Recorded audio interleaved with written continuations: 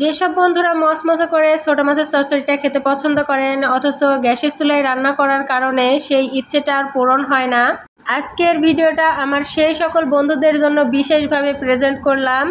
তো বন্ধুরা, আজকের রেসিপিতে আছে ছোট মাছের মচমচে মজাদার চচ্চড়ি। সেই জন্য খুবই অল্প পরিমাণে কিছু মশলা এখানে আমি ব্লেন্ড করে নিলাম। আর কি মশলা নিয়েছি সেটা নিশ্চয়ই আপনারা দেখে বুঝতেই পেরেছেন।